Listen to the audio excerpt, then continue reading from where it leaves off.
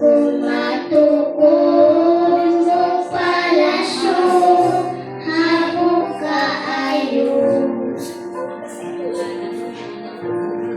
Kung maimot ka ng buta, upo ka pa sa kahibalo. Nagkawang lamang kung si Kristo wala kayo.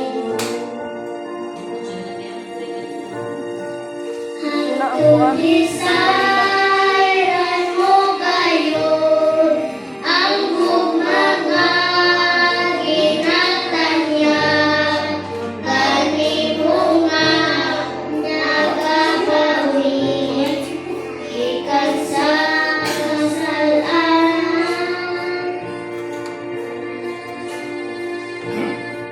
hangtod isayran mo gayon ang atong Diyos maoy matuod.